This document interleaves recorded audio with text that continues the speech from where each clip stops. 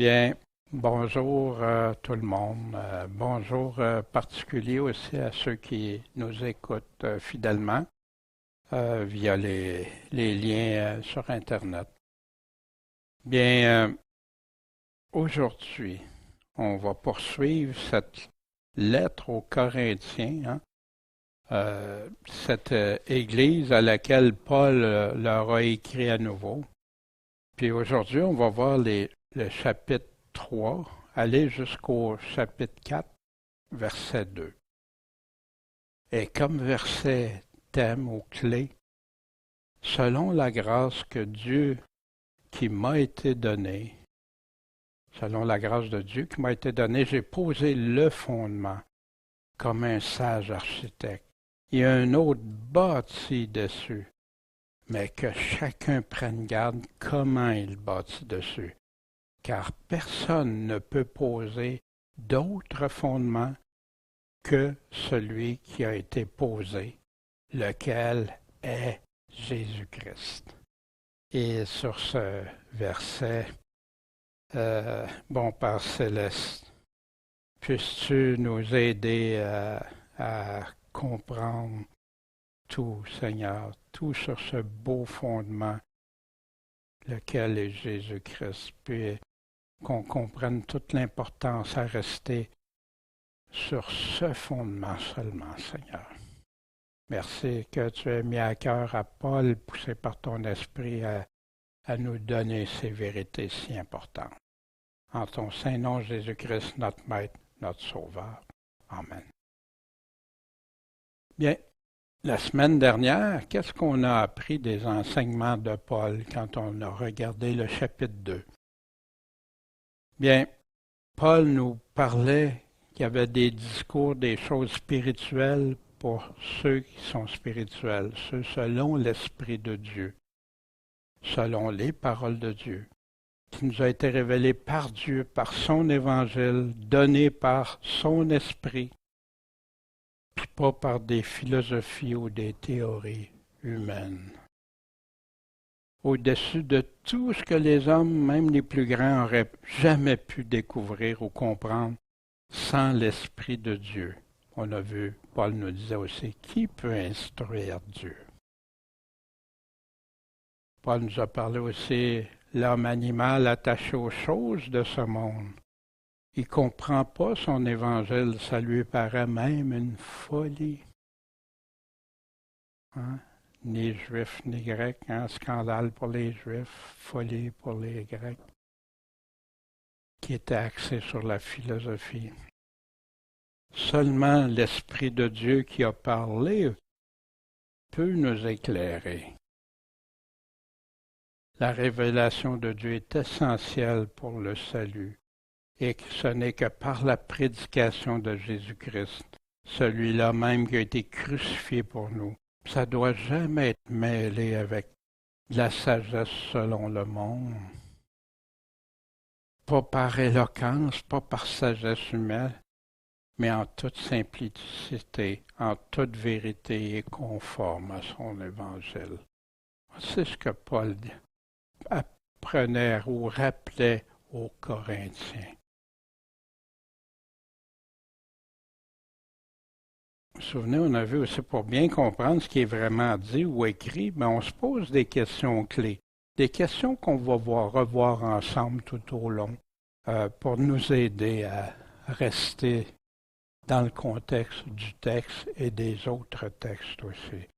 Hein, qui il dit, à qui qu'il dit, de quoi il parle, qu'est-ce qu'il dit vraiment, quel mot, quand, pour quel moment ou à quel moment, comment, puis le pourquoi. Il y a d'autres questions, mais ce matin, on va arrêter à celle-là. Fait exemple, au chapitre 3, qu'on débute au verset 1, on va se poser le pourquoi et le comment. Pour moi, frère, j'ai pas pu vous parler comme à des hommes spirituels, mais comme à des hommes charnels. Puis il continue comme à des petits enfants en Christ. Pourquoi il leur dit ça? pourquoi qu'il leur dit que je ne peux pas vous parler comme à des matures chrétiens? Pourquoi je ne peux pas vous parler comme avec, si vous auriez l'esprit, comme à des hommes spirituels? Et vous vous souvenez, Paul, ce qu'il avait dit, l'homme animal, fait que même sans le dire des choses, euh, comment je dirais ça, les chicaner, entre guillemets, il leur fait réfléchir, wow, ils viennent nous parler l'homme animal dans le chapitre précédent, puis là, il nous dit spirituel, puis il avait relié ça au spirituel puis animal. Puis dans Corinthiens, il va revenir avec ça. Quand j'étais enfant, je parlais comme un enfant, je jugeais comme un enfant, je pensais comme un enfant. Hein? Et comme un petit enfant, ça c'est une autre description. Puis ça, on va voir ça quand on va voir les dons, justement. Mais lorsque je suis devenu homme, quand je suis devenu mature, j'ai abandonné ce qui était de l'enfant. C'est du passé, c'est fini. Paul va reparler encore de l'exemple du petit enfant. J'aime mieux prononcer dans l'Église 5 paroles par mon intelligence.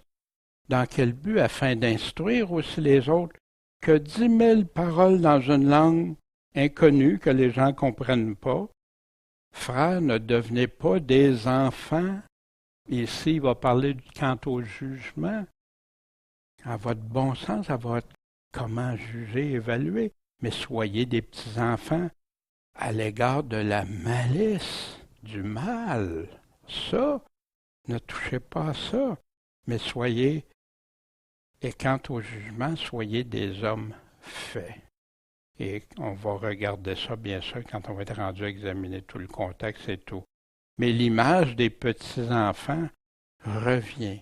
Qu'est-ce que ça veut dire quand quelqu'un... Pourquoi il utilise ces mots-là? Pourquoi cette image-là, cette parabole-là, comme des petits-enfants? Je ne sais pas vous, qu'est-ce que ça vous fait, mais quelqu'un, tu vas dire quelque chose ou parler de quelque chose, faire quelque chose, ah, tu agis comme un enfant. Hein? Ouais, c'est pas, on se sent comme un peu, mais, puis, comment agir, comment être? On va regarder quelque chose qui est souvent mis de côté dans le milieu chrétien, mais qui est si important. Quand tu reçois une lettre, qu'est-ce que tu fais avec la lettre? Hein? C'est une lettre importante, une lettre de quelqu'un que tu aimes, une lettre de... Qu'est-ce qu'on fait avec la lettre? On va regarder un exemple pour nous aider à bien saisir toute l'importance de toujours regarder tout ce qui vient avec. Il me fait plaisir de vous informer que vous pourriez recevoir un héritage de la part de votre père milliardaire, selon ses volontés. Vous pourriez accéder à sa fortune dès votre maturité. Vous remarquez en passant que j'ai mis en plus grosses lettres, plus gras, certains mots. Pourquoi? Parce que la plupart du temps, les gens vont lire avec ce qu'ils veulent y trouver dans un premier temps. Ce qu'ils aiment y retrouver ou ce qui va les choquer de l'autre côté. Votre héritage pourra vous être remis conformément aux critères déjà établis par votre père, dont les informations vous ont été transmises dans les autres lettres qui vous ont été adressées pour que vous puissiez l'obtenir. Votre héritage pourra vous être mérité pour que vous puissiez l'obtenir. Hein? C'est souvent comme ça que des gens vont lire, vont accrocher sur ces mots-là. Vous devez y répondre dans le délai prescrit. Au plaisir de vous revoir bientôt. Hein? Ce qu'on remarque ici, les mots-clés vont vers ce qu'on aime entendre. Hein? Mon père est milliardaire, il me laisse un gros héritage. Mais si je ne tiens pas compte de tout ce qui est autour, ça peut me jouer des tours. Est-ce qu'on peut être en accord ou séparé du contexte? Ce qui est dit avant, qui est inclus avant, ou ce qui est dit après. c'est ça qui va nous aider à bien comprendre la lettre, à s'assurer qu'on a bien saisi ce qui est vraiment dit. Puis jamais isoler des phrases comme j'ai fait en grossissant des lettres, hein, mais jamais isoler du restant de la lettre ou du texte pour comprendre ce que l'auteur est en train de nous dire. Puis ça, on a vu dans cette lettre-là qu'il fallait être en harmonie en accord avec ce que les autres lettres qu'on n'a pas dans celle-ci ont. Mais celui qui veut croire cette lettre-là, mais en excluant le reste des autres lettres, il manque quelque chose de très important pour obtenir l'héritage, selon les critères. Hein? Ici, on peut voir cette lettre-là qui est dans tout son ensemble. Hein? On voit qu'il y a des belles nouvelles dans ça, mais il y a des conditions, il y a des choses établies. Puis, oui, il y a des critères dans le temps quand vous aurez atteint la maturité, quand, selon les critères qui sont déjà établis, les informations, on les a qui complètent cette lettre-là, on les a ailleurs avec les autres écrits qu'on a reçus. Puis, on doit y répondre dans un temps prescrit. Hein? C'est comme quand Dieu nous dit aujourd'hui le temps du salut, hein, exemple. Mais c'est tout ça. Puis pour être valide, ça doit être conforme puis en harmonie avec les autres lettres, sans rien isoler. Mais c'est la même chose avec la parole de Dieu. C'est si triste de voir dans le milieu chrétien des gens découpés, détachés des phrases qui ne sont plus attachées avec le texte autour ou ailleurs. Paul ici, quand nous parle aussi comme des petits-enfants, Paul en parle aux Éphésiens aussi, jusqu'à ce qu'on soit tous parvenus à l'unité de la foi et de la connaissance du Fils de Dieu, à l'état d'homme fait, mature, à la mesure de la stature parfaite de Christ, pas nos standards, sa stature, pour qu'on ne soit plus des petits-enfants, voyez-vous, flottant, emporter ça et là à tout vent de doctrine. Fait qu'ici, Paul se sert comme à des petits-enfants. Pourquoi? Qu'on soit en train de grandir, croître dans la maturité et pas être emporté, séduit par la tromperie des hommes, par leur adresse à séduire artificieusement, puis est en train de parler de gens se disant chrétiens, des pasteurs se disant chrétiens qui les séduit. Parce que c'est à l'Église, c'est dans l'Église. Puis, mais que professant la vérité dans la charité, nous croissions en toutes choses dans celui qui est le chef, le Christ. Fait que, comme des petits-enfants, le terme peut s'appliquer à différentes circonstances, mais ça revient toujours à une question de maturité en Christ. Grandir en Christ. Ici, je vous ai donné du lait à boire et non de la viande. Et à la question pourquoi? Pourquoi? Parce que vous n'étiez pas en état de le supporter. C'était trop pour vous autres, la nourriture solide. Maintenant, même encore, vous ne le pouvez pas, même après tant de temps. Vous devriez être mature, vous devriez avoir cheminé. Mais pourquoi vous ne le pouvez pas? Parce que vous êtes encore charnel. Vous marchez encore selon des principes de la chair et non de l'esprit.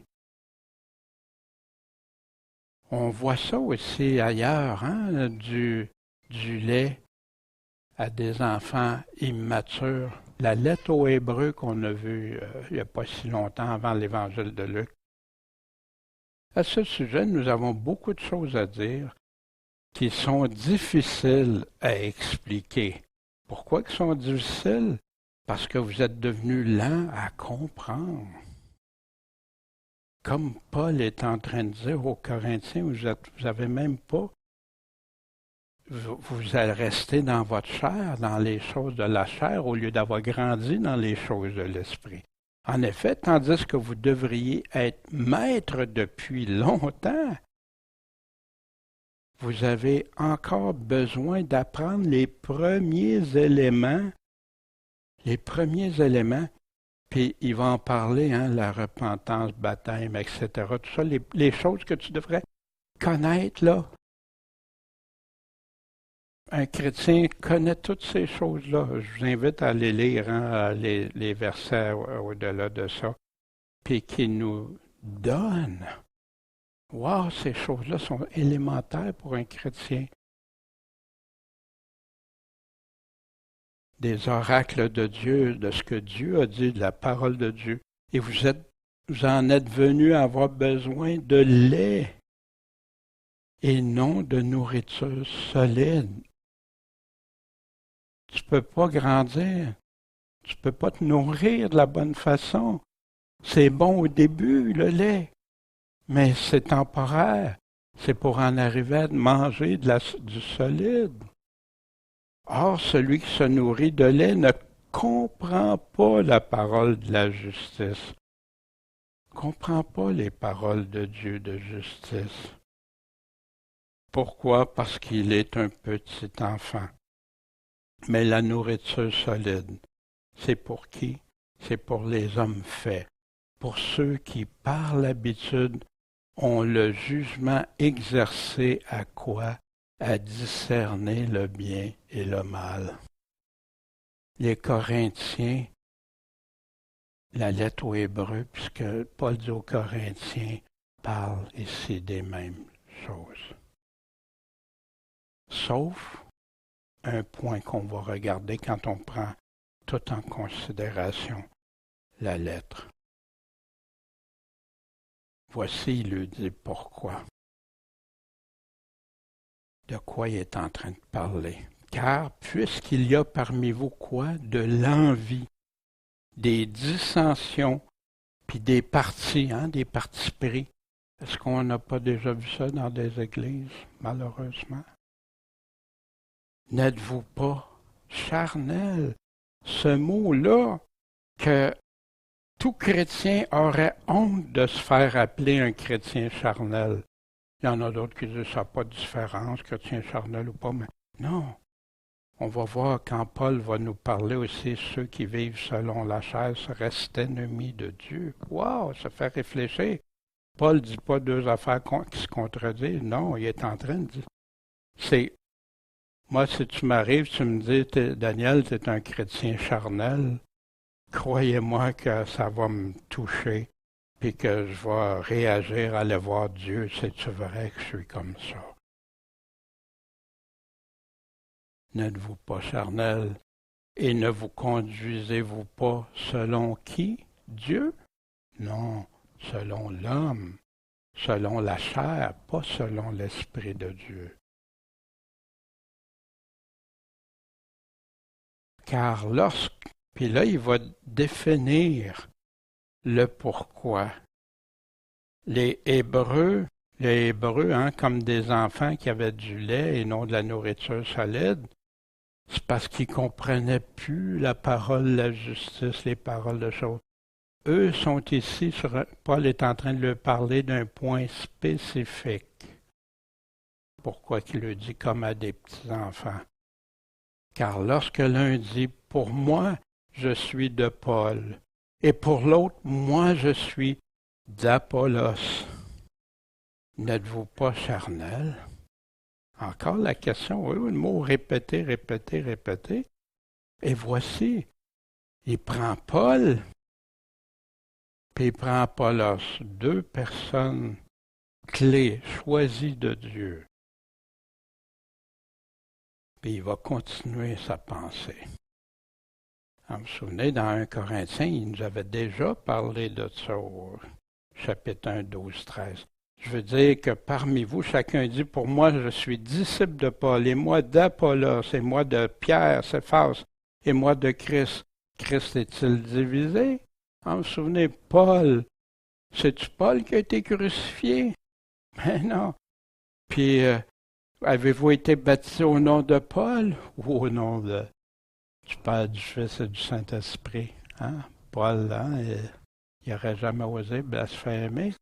Paul est en train de faire réfléchir. C'est pas au nom de Paul, c'est pas au nom de... Non, au nom du Père, du Fils et du Saint-Esprit. Est-ce qu'on est disciple d'un apôtre ou disciple de Jésus-Christ? On est disciple de Jésus-Christ. Puis Jésus s'est servi des apôtres pour nous enseigner et nous montrer. Un autre endroit qui parle de l'envie, des dissensions, des partis, n'êtes-vous pas charnel, hein? Il va en reparler dans deuxième lettre aux Corinthiens au chapitre 12, versets 19 à 21. Nous parlons devant Dieu en Christ. Quand Paul, les apôtres et ceux qui l'accompagnaient parlaient, c'était devant Dieu, en Jésus-Christ. En Jésus-Christ, ça veut dire que tu restes en lui. Tu t'en vas pas ailleurs. Tu ne dis pas autre chose que Jésus a dit. Et tout cela, bien-aimés, pour votre édification. Car je crains qu'à mon arrivée, je ne vous trouve pas tel que je voudrais, et que vous ne me trouviez pas tel que vous voudriez, et qu'il y ait des contestations, des jalousies, de l'envie, des animosités, des dissensions, des médisances, des rapports de l'orgueil et des troubles, tout ce qui est relatif au charnel. Et qu'en retournant chez vous, mon Dieu ne m'humilie. C'est humiliant quand un pasteur, un enseignant a tout donné, tout fait, puis qui voit des brebis qui s'égarent, des personnes qui se détournent du Seigneur ou qui veulent retourner vivre dans le péché ou ces choses-là. Et que je n'ai à pleurer sur plusieurs de ceux qui ont péché précédemment et qui ne se sont pas repentis de l'impureté, de la fornication, des impudicités qu'ils ont commises.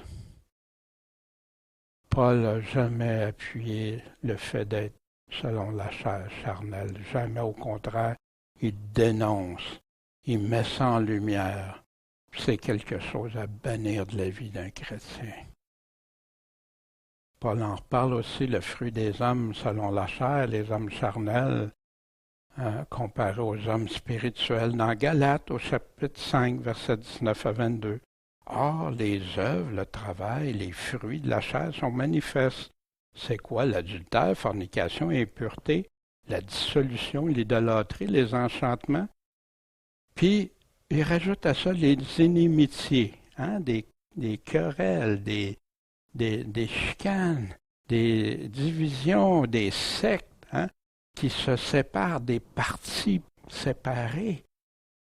Les envies, les meurtres, les ivrogneries, les débauches et les choses semblables. Fait qu'ils mettent tout ça dans le même panier.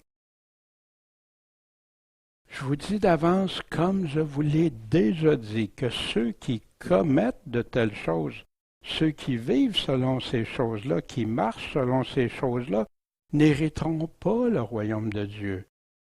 Mais le fruit de l'esprit, l'œuvre de l'esprit dans notre vie, c'est quoi? La charité, la joie, la paix, la patience, la bonté, l'amour du bien, la fidélité, la douceur, la tempérance en maîtrise de soi. Wow, tout un contraste. Les deux contraires un de l'autre. Homme charnel, homme spirituel. Et Paul poursuit. Donc, qui est Paul? Puis qui est Apollos? Sinon des ministres, des serviteurs, par le moyen duquel vous avez cru. On répond au qui, Paul, qui est-ce qui est Apollos? Qu'est-ce qu'ils sont? C'est quoi? C'est des moyens. par lequel on a cru, selon que le Seigneur l'a donné à chacun. Qui l'a donné? Puis c'est très important. Qui a donné l'autorité à Paul? Qui a donné l'autorité à Apollos? Est-ce qu'ils doivent se glorifier pour ça? C'est Dieu qui a donné, c'est un don de Dieu, que Dieu a déterminé lui-même, selon ce que l'Esprit.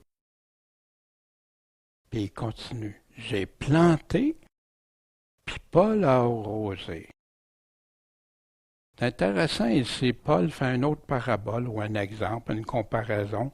Il prend les plantes, la semence, ce que Jésus a souvent utilisé dans l'Évangile. J'ai planté la semence. Apollos, lui, il a arrosé ce que j'ai semé.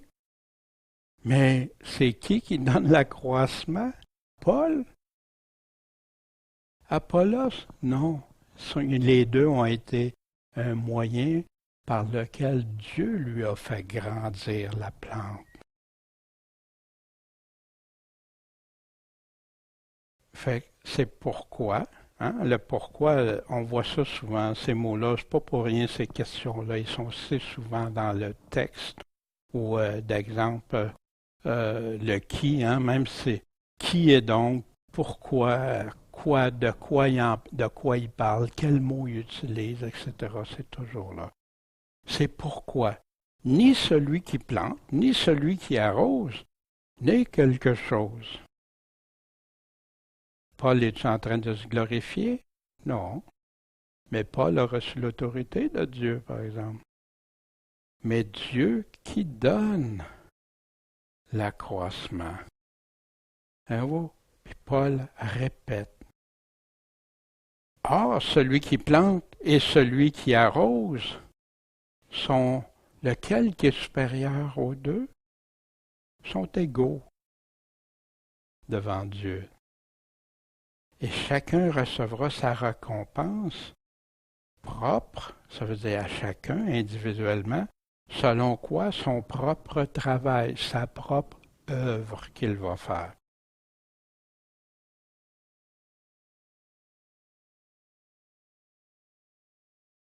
Car nous sommes ouvriers avec Dieu. C'est qui le nous ici? Il est en train de parler de Paul et d'Apollos. Dans un premier temps, ouvriers avec Dieu. Et vous, vous êtes quoi, Corinthiens ou chrétiens? Le champ de Dieu, l'édifice de Dieu. Ouvriers avec Dieu, on travaille avec Dieu. On fait les œuvres que Dieu a préparées d'avance. On fait ce que Dieu demande. C'est ce que Paul est en train de faire avec ce qu'il a reçu de Dieu. Puis Dieu fait croître à partir de ces moyens-là.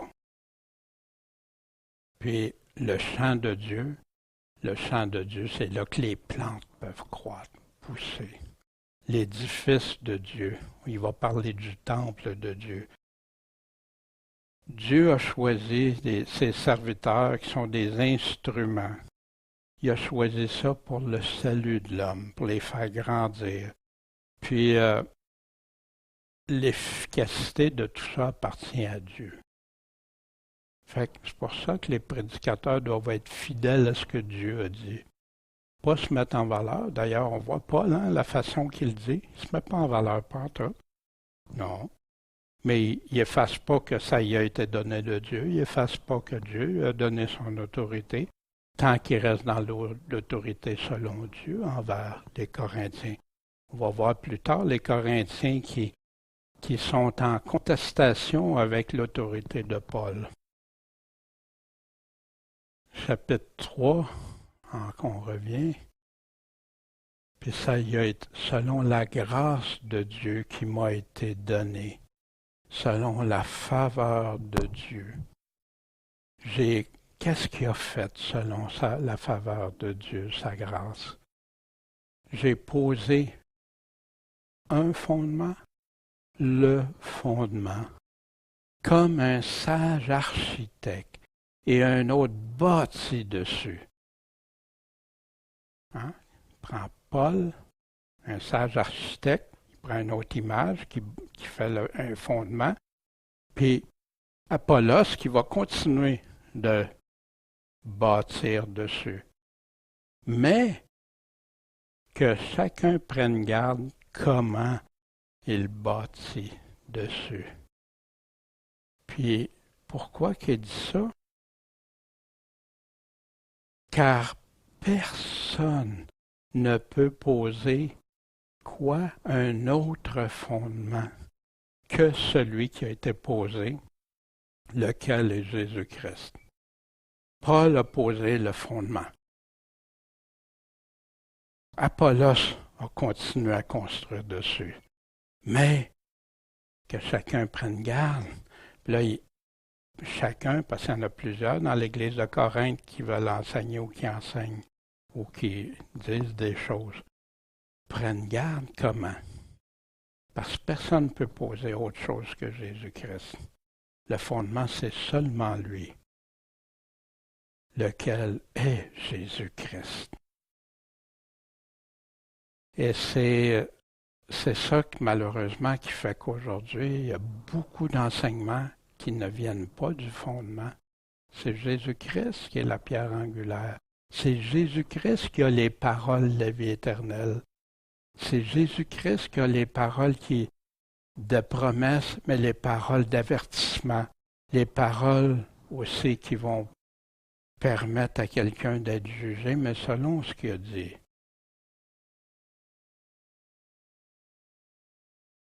Puis Paul continue son explication que si quelqu'un bâtit sur ce fondement, fait que lui, il reste juste sur Jésus-Christ, avec de l'or, de l'argent, des pierres précieuses, ou du bois, ou du foin, ou du chaume, l'œuvre de chacun va être manifestée.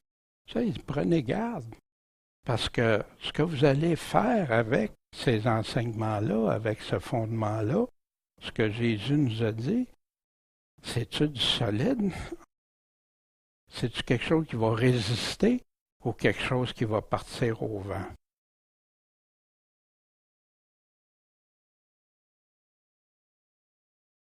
Pourquoi? Parce que le jour la fera connaître. Parce qu'elle sera révélée par le feu. Le feu représente le jugement de Dieu, éprouvé, épuré, purifié. La parole de Dieu est purée 7 fois, pure. Aucune scorie, rien dedans. Elle sera révélée par le feu, et le feu éprouvera ce qu'est l'œuvre de chacun. As-tu bâti sur du solide ou sur de la paille qui va revoler? Parce que si tu as bâti sur du solide, ça va rester. Ça va être jugé, évalué, puis ça va rester. Mais si c'est avec des doctrines qui ne viennent pas de Jésus, ou des doctrines qui conduisent les gens à ne pas être dans ces voies conformes, très dangereux que tout ça parte en fumée. Si l'œuvre que quelqu'un a bâtie subsiste, ils vont recevoir la récompense. Tu as bien bâti, tu as fait ça selon Dieu. Amen. Mais si l'œuvre de quelqu'un brûle, il en fera la perte pour lui. Il sera sauvé, mais comme au travers du feu.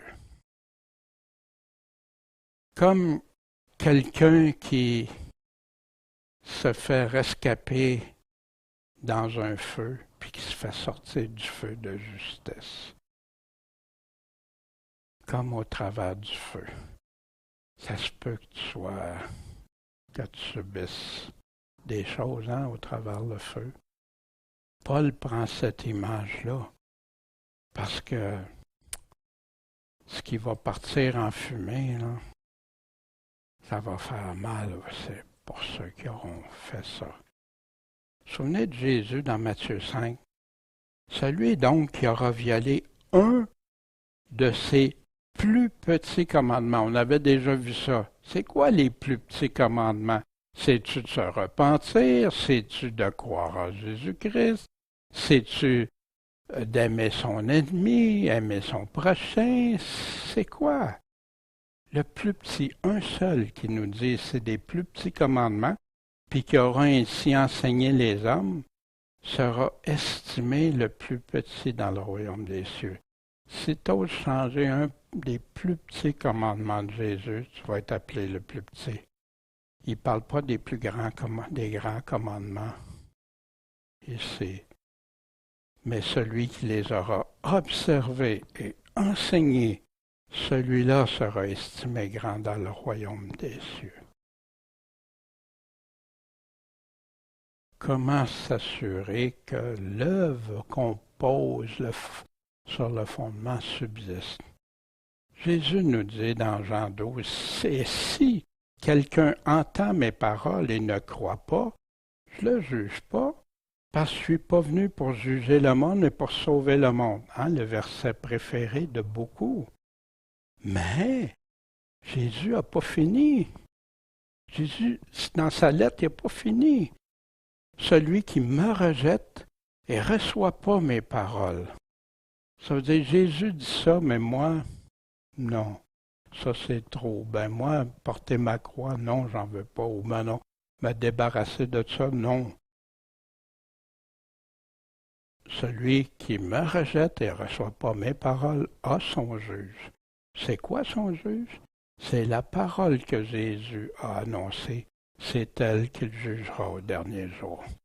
Fait que, pour s'assurer, assurons-nous d'avoir le fondement, puis de ne pas enlever aucun des plus petits commandements. Jésus dit, enseignez-leur à observer tout ce que je vous ai enseigné.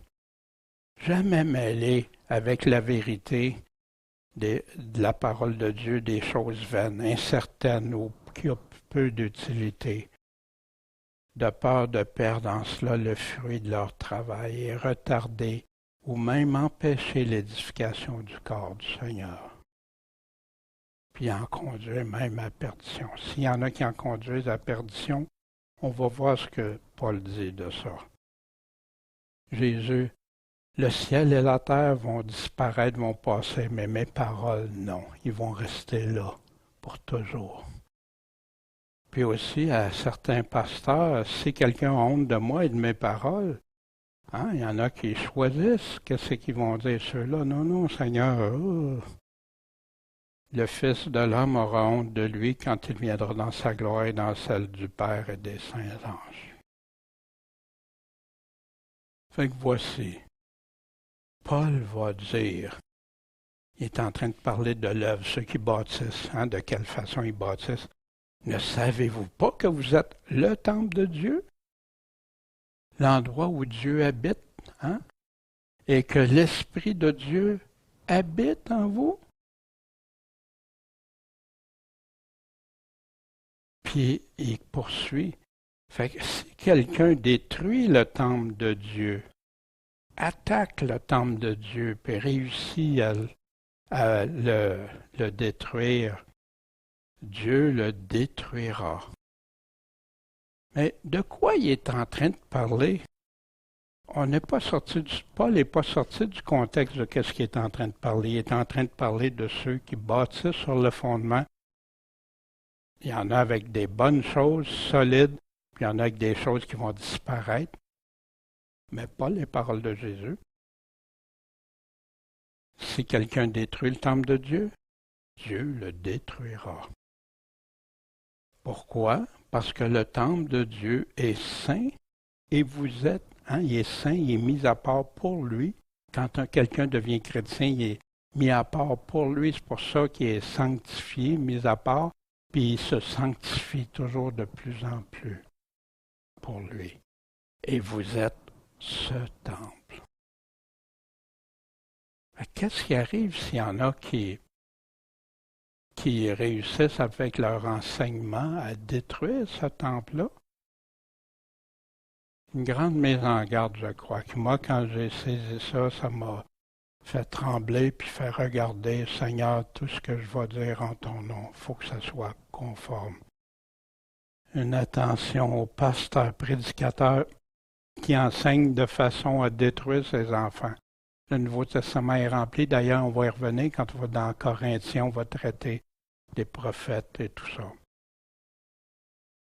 Voici ce que Dieu dit. Vous n'ajouterez rien à la parole que je vous prescris. Vous n'en diminuerez rien, atténuez rien de ce que je dis, afin d'observer les commandements de l'Éternel, votre Dieu, que je vous prescris. Ça, c'est vers le début de la Bible, dans Deutéronome. Dans le milieu de la Bible, n'ajoute rien à ces paroles de peur qu'ils ne te reprennent, puis que tu sois trouvé menteur. Puis Dieu en horreur les menteurs, le mensonge. Et à la fin de la Bible, je proteste à quiconque, que Jésus nous dit, entend les paroles de la prophétie de ce livre, que si quelqu'un y ajoute, Dieu va faire tomber sur lui les plaies écrites dans ce livre.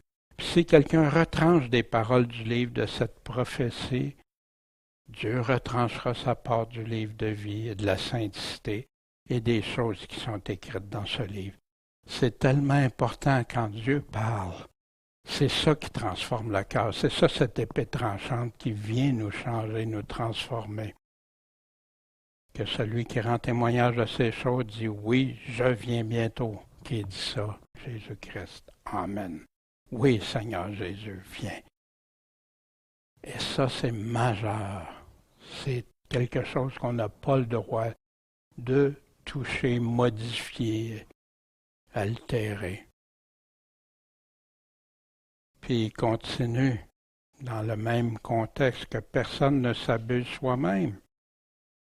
Si quelqu'un d'entre vous pense être sage dans ce monde, ben, qu'il devienne fou pour devenir sage. Pourquoi qu'il parle de ça? Pourtant, on demande la sagesse à Dieu, hein? On doit, ben oui, on doit devenir sage comme Dieu.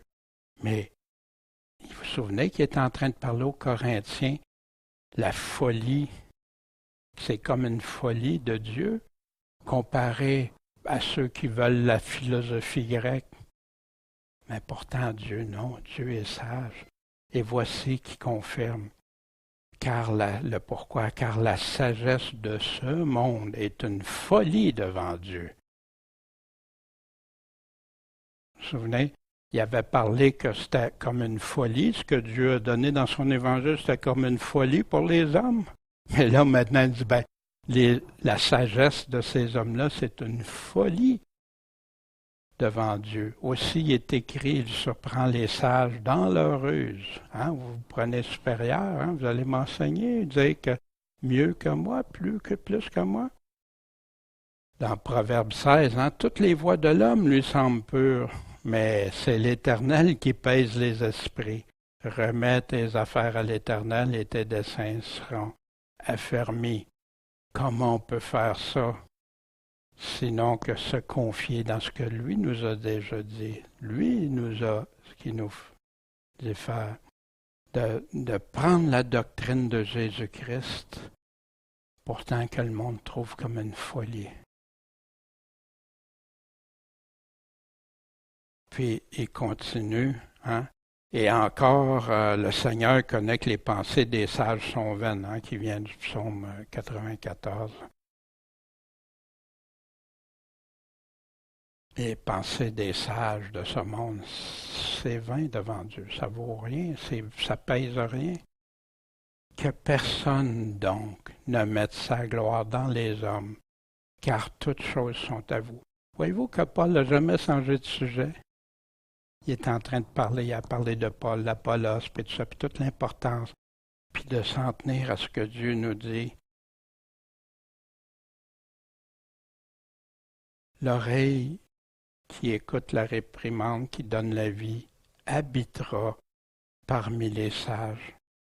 Que celui qui rejette l'instruction, qu'est-ce qu'il fait? Méprise son âme. Mais l'instruction de qui? Des hommes ou de Dieu? Celui qui écoute la réprimande acquiert du sens.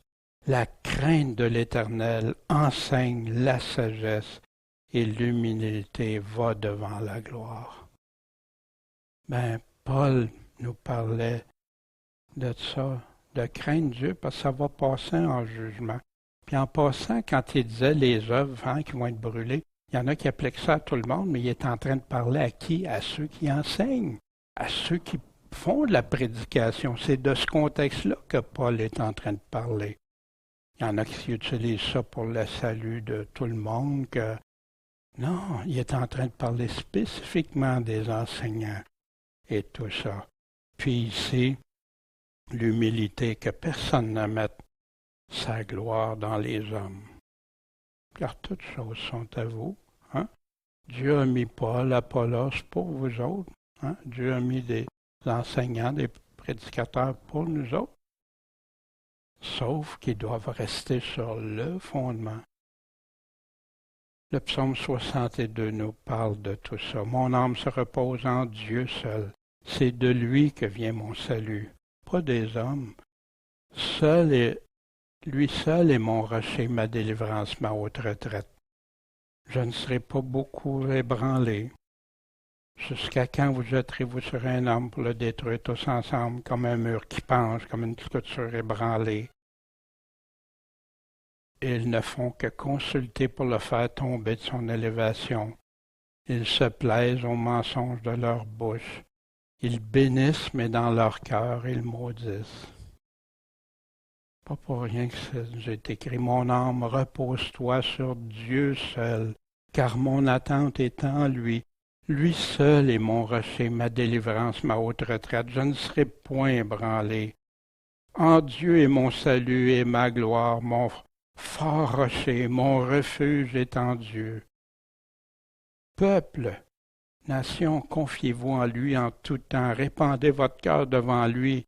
Dieu est notre retraite. » C'est ce que Paul prêchait, c'est ce qu'Apollos prêchait, mais pas tous. Pour ça qu'il doit prendre garde aussi. Puis même qu'il y en a que ça va détruire le peuple de Dieu. Puis si on regarde l'histoire, il y en a beaucoup qui étaient de fidèles chrétiens qui, à un moment donné, à cause des enseignements reçus, se sont détournés, ont abandonné la foi. Wow! Dieu va s'occuper de ceux-là qui ont fait abandonner la foi. Puis il dit qu'est-ce qu'il va faire avec eux autres aussi. Les petits ne sont que néant, les grands ne sont que mensonges placés dans la balance. Ils seraient tous ensemble plus légers que le néant même, que rien. Ne vous confiez pas dans la violence, soyez pas séduits par la rapine si les richesses abondent. N'y mettez pas votre cœur. Dieu a parlé une fois et je l'ai entendu 2 fois. Comment ça peut arriver, ça? Que Dieu parle une fois et tu l'entends 2 fois? Parce que tu vas réécouter ce qu'il t'a déjà dit. C'est que la force appartient à qui? À Dieu. À toi aussi, Seigneur, la miséricorde. Oui, tu rendras chacun selon son œuvre. Que personne ne mette sa gloire dans les hommes, mais en Dieu. Fait que Paul continue. Fait que ce soit Paul ou Apollos ou Pierre, Céphas, soit le monde, soit la vie, soit la mort, soit les choses présentes, soit les choses à venir, toutes choses sont à vous. Qu'est-ce qu'il est en train de dire ici? Mais tout est là, tout est dans ce monde. Puis on peut tous en bénéficier ou en perdre aussi selon ce qu'on fait avec. Et vous êtes acquis à Christ. Puis Christ est à Dieu.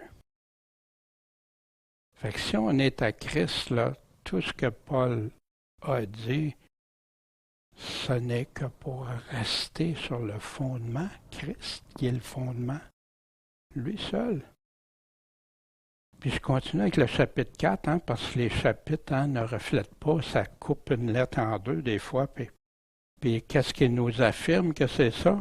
C'est ce mot « donc » des ONC qui fait le lien, la transition, qui vient donner une conclusion de ce à quoi il parlait. Ici, on va regarder de quoi il parle, de qui, puis comment. Donc, que chacun nous regarde comment? Comme des égaux à Christ? Non, des égaux entre eux, mais serviteurs de Christ et des dispensateurs des mystères de Dieu. Dispenser un mystère, c'est pas rester dans le mystère, c'est le dévoiler, le dire. On a vu, il nous a parlé, qu'est-ce que c'était? C'est pas le mystère de la foi comme on a entendu si souvent, non, parce que Dieu nous explique. Voici, je vous dis un mystère, je vous dévoile un mystère, je vous parle. C'est plus un mystère après. Mais au reste, ce qu'on demande de ceux qui vont dispenser, pasteurs, prédicateurs, enseignants, tous ceux qui ont à contribuer à enseigner à d'autres, à montrer à d'autres, à aller faire des disciples, c'est que chacun soit trouvé comment? Fidèle. Fidèle à qui?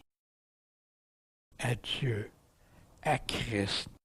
Fidèle au fondement. Puis fidèle dans tout ce qu'ils font envers les frères et sœurs. Les Corinthiens, Paul s'est adressé aux Corinthiens de les faire réfléchir. Qu'est-ce que c'est ces histoires de revenir à se faire des divisions dans l'Église parce qu'un préfère un, l'autre préfère l'autre, puis l'autre? Non. Christ est-il divisé? Pas du tout. Non. Si vous faites ça, vous marchez selon la chair. Puis, selon la chair, vos critères sont établis sur quoi? Pas sur Christ, parce que si ça serait sur Christ, vous ne feriez pas ces divisions-là. Mais ces divisions-là arrivent sur quoi? Ben, j'aime mieux l'éloquence de un, j'aime mieux la façon de l'autre, j'aime mieux ci, j'aime mieux ça. Non, c'est Dieu. Mais il faut qu'il dise la vérité, le vrai fondement, sur le vrai fondement. Qu'est-ce qu'on a retenu de ces enseignements? L'envie, les dissensions, des partis pris, c'est être charnel. Vivre selon la chair. Être comme des petits-enfants. Tu ne peux pas manger. On va te donner juste du lait. Puis tu vas boire du lait toute ta vie. Qu'est-ce qui nous serait arrivé si on aurait bu du lait depuis qu'on est bébé? Hein? Moi, je ne serais pas de la corpulence que j'ai, c'est sûr. Mais, comme enfant de Dieu, du lait ou de la nourriture solide. Le lait, c'est bon pour commencer. Il faut commencer en quelque part. Mais il faut laisser tomber ça, puis aller vers la nourriture. Puis il y en a, il dit aux Corinthiens qui ne sont pas en état de leur savoir, de le supporter seulement. Wow! Je prendrais ça comme une sévère remontrance. Pas être spirituel selon l'esprit, mais selon la chair. Il nous parle de planter, arroser, c'est égal, mais c'est Dieu. C'est pour ça qu'il y a différents ministères, différents dons qu'on va revoir un peu plus tard. Il fait grandir la semence, mais chacun doit prendre garde à la façon qu'il bâtit sur le seul fondement autorisé. Dès que quelqu'un sort en dehors de Jésus, il n'est plus autorisé selon Dieu, par Dieu le Père. Il est en train de faire fausse route, puis d'en amener d'autres avec lui. Si quelqu'un bâtit,